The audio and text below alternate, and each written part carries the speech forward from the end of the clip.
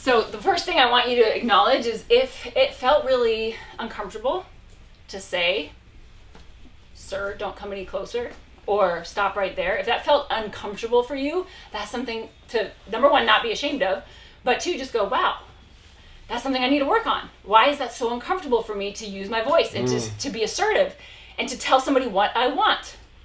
And the most important thing, I think, with this class is a good example of how boundary setting works in kind of the most egregious situations where this violence is very clear that some stranger should not be approaching me. Where it becomes more difficult is boundary setting with people around us and people that we know and family members and, coworkers. And so, but the same principles apply. Now, the execution may look different. You may not drop into base and tell them to back up. But there's other ways we can set boundaries that are very clear. And the key to boundaries is clarity. And those are the strongest boundaries. And those, it's difficult to learn how to do that. But we really focus on kind of three things are important to setting a boundary. Like I said, just to make it clear. If someone's making you feel uncomfortable, then it's telling them, so basically the behavior that's happening, how it makes you feel, and then your desired outcome for the situation. Okay, so those three things are called the three-part statement.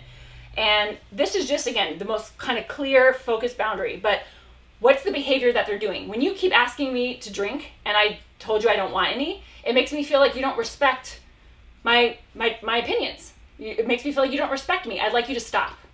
So three parts to that. What the actual behavior was, how it made you feel, and then your desired outcome. I want you to stop asking me to drink. Very clear. Or how about the creepy guy at work who every day you show up to work, he thinks that he deserves a hug, right? Because who he is. So every day they show up and want to hug you all the time. These days, nobody should be hugging anybody. That's true, COVID. Yeah. But let's just say they had that creepy guy who's always hugging you every time. How would you talk to that guy who every day just, hey? Yeah, and here's the thing. There's coworker. There's a coworker. So you can be as clear. You deserve the right to be clear, and that may feel uncomfortable for you. But also know that there's so many variety of ways to set boundaries with people, and everyone's got different style, right? Some people like to use humor to kind of get a hint across. That's what I used. In working with men, my entire career in WWE, I knew that there was a lot of egos I had to defend against, but still keep myself safe. And I did that through humor in a way that was clear, but still allowed them to save a little face. And let's be very clear, they don't deserve to save face. I'm doing that for my own survivability. So we just have to know we get to make these decisions. We get to use our own wit and our own kind of guidance and saying what feels right in this situation. And so with that, it would be like, hey, if I give you a hug, I got to give everybody a hug, and I ain't got time for that today. Or something where you can come up with something where it can be very clear. And it says, look, when you hug me every single day, honestly, it doesn't feel natural to me. Like everyone else, I give handshakes to here. So I prefer handshakes, right? That's something you could say to that person. Or straight up, you could just say, you know what, moving forward, I prefer handshakes, or I prefer fist bumps, or whatever that is. You can just say what it is you prefer. And that's okay too. That's another way. The insinuation is strong. There's no wrong way to set a boundary. There are ways that are a little bit more effective and clear. And so it's just kind of fine-tuning those and practicing those. Just like any other technique we're going to do, these are going to need to be practiced, especially for those people where you go, ooh, that felt really weird and uncomfortable when I told that person that. And it, you get a little adrenaline and your heart starts racing. That can happen for people because from a young age, many of us were taught give your uncle a hug, and you're like, okay, and so a lot of these things we haven't built that muscle up yet of saying no to people and feeling okay about it and not being looked at as like, oh wow, she's not a team player, or she's being a bitch, or whatever that might be. So we just need to practice that muscle. No big deal, but that's something that just being aware of in yourself and saying, what other ways can I practice it? Even if that's a grocery store and you're like, ma'am, I was in line first. Yeah, okay, I set my boundary and I told somebody that I was in line before them. Whatever it is, but start practicing that and just seeing and doing it in a way that's not necessarily escalating or confrontational, but just clear. And listen, always keep in mind that the benefit of boundary setting is it's the ultimate revealer of who it is you're dealing with. Yes. How accurately of an assessment would you like to have and of understanding would you like to have of the people you interact closely with, right? How accurately would you like to know them?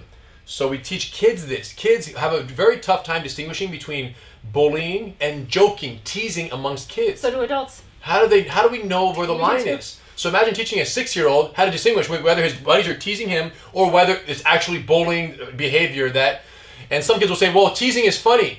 And I'm saying, okay, so if the bully is laughing, does that mean it's teasing? And they go, oh yeah, that's right. So it could be funny to the bully. And so they get all confused and they don't understand how to make that distinction. And I say very simply, I say, guys, joking stops when you ask it to.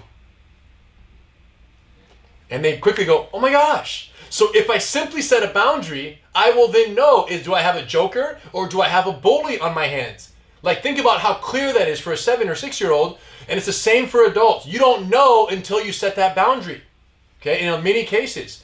So appreciate, and yeah, like you said, there's no bad boundaries. The only bad boundary is the one you don't set because you never reveal the truth in the interaction. And know this, if you don't set a boundary at a certain level of engagement, and then this interaction or relationship is further persisted on by the intruder or the attacker or the colleague or the person, it doesn't mean that because you didn't set a boundary 6 weeks ago when they first started doing that behavior, that you can't now set a boundary 6 weeks later for the exact same behavior that you permitted for 6 weeks. That's very important as well, right? A permitted intrusion doesn't need to be a permanent intrusion. So. Yeah, and this goes back to the reality that is, I always feel is so important to come back to in these classes, which is the statistically speaking, assaults don't look like the person it's not the person in the parking lot. It's not the person in the gas station. Statistically, chances are it won't be them. Statistically speaking, it will be somebody you know. And so if we only have this idea in mind that it's going to be, sir, get back, stop, and this whole thing of like random stranger, this in a dark alley, and then it doesn't look like that, we get thrown off and we go, wait, that's not how I envision this. So we need to understand and really really look at the fact that boundaries can look so many different ways, and predators can look many different ways. And oftentimes predators are very likable. They're often very well known in their community. They're often somebody that you may actually have really liked for a while because they come off as very likable at first. And all of those things don't negate the fact that if you start to feel uncomfortable with them, or you start to feel like they're not respecting me, or this doesn't feel right, that we get to set a boundary at any point. So just keeping that in mind and remembering that the reason also why we offer scalable techniques is for this reason. Starts with words and actions. And then if we need to, we can build up to just framing somebody and saying, no, I don't want to hug you or get off of me. And we didn't have to gouge their eye out, okay? And that's great. We can all go home, and you can feel good about the sense that you had tools in that moment, and whatever you wanted to use, you could use. Love it.